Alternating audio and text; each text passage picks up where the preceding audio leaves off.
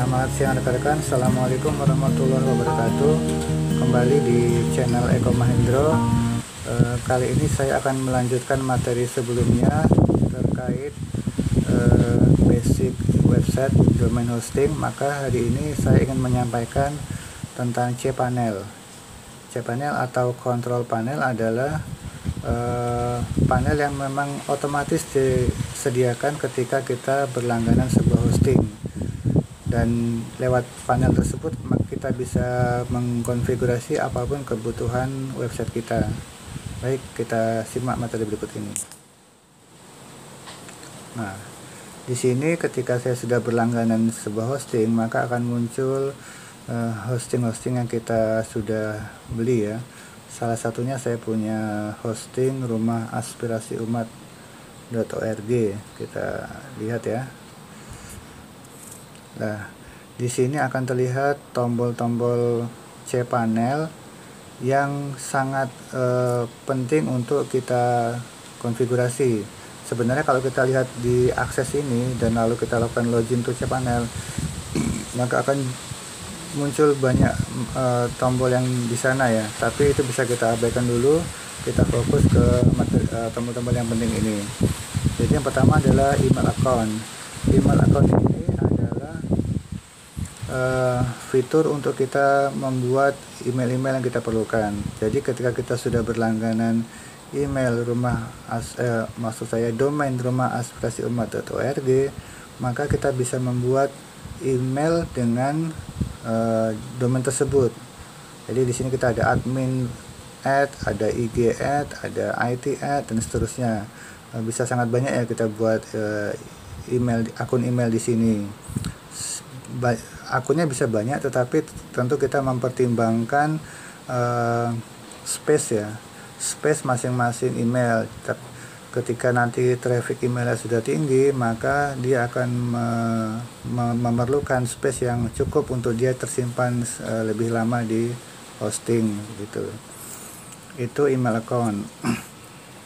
Lalu di sini ada forwarder. Forwarder di sini berfungsi untuk memforward email hosting kita ke email yang lain. Bisa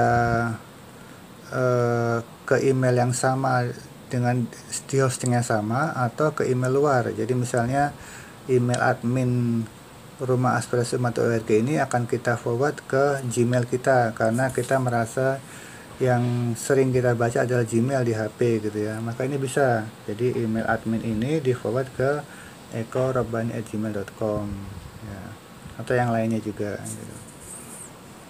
Lalu autoresponder ini adalah fitur untuk kita bisa otomatis merespon setiap kali ada email yang masuk. Biasanya itu kita gunakan ketika kita ingin merespon orderan atau pesanan gitu ya, sehingga pemesan merasa lebih cepat dihargai pesanannya gitu ya. Itu autoresponder. Autoresponder itu bisa dibuat periode juga ya. Misalnya kita berlakukan sampai dari tanggal berapa sampai tanggal berapa gitu. Lalu ini file manager. Nanti kalau kita sudah punya file-file website kita, itu kita akan pantau kondisinya di dalam file manager ini. Jadi mau kita pakai CMS apapun, mau pakai WordPress, Joomla, nanti kita pelajari ya, akan semua terlihat di sini. Kita bisa pantau dan konfigurasi file-file tersebut untuk kebutuhan website kita. Lalu ini backup gitu ya. Kalau kita rasa perlu membackup ya kita backup. Lalu ada subdomain. Subdomain ini begini teman-teman. Jadi ketika kita punya domain rumah aspirasi umat, maka kita bisa membuat subdomain. Jadi ada sebuah kata yang kita letakkan di depan nama domain kita, sehingga website kita tidak hanya sesuai domain yang kita miliki, tetapi kita bisa punya website lain yang sifatnya subdomain. Lalu ada add-on domain. Nah, ini add-on domain yang seperti yang saya sampaikan di materi sebelumnya.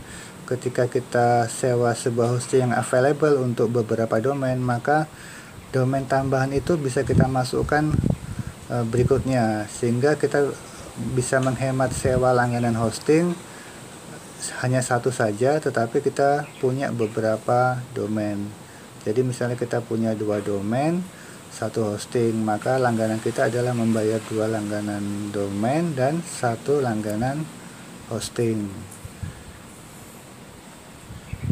Lalu di sini ada MySQL database. Nah, MySQL database ini adalah folder-folder database yang nantinya akan digunakan untuk menyimpan semua recording data website kita gitu ya. Jadi ada data, ada file ya, berbeda ya. Data ini adalah record-record yang misalnya postingan produk jualan kita atau respon-respon yang lainnya. Dan nanti terakhir adalah phpMyAdmin. Ini kita perlu belajar tentang SQL, bagaimana mengimport dan ekspor database gitu ya. Jadi biasanya kalau kita dapat CMS dari Google untuk kita pasang di hosting kita, maka kita perlu mengetahui bagaimana import dan ekspor data SQL gitu ya.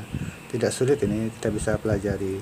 Silakan rekan-rekan kalau ada yang ingin nanti dikonsultasikan kepada kami siap merespon dan membantu Anda sehingga domain dan hosting yang teman-teman miliki bisa nanti ada websitenya, baik itu menggunakan CMS WordPress maupun yang lainnya. Nanti bisa kami bantu untuk prosesnya. Demikian materi dari kami. Assalamualaikum warahmatullahi wabarakatuh.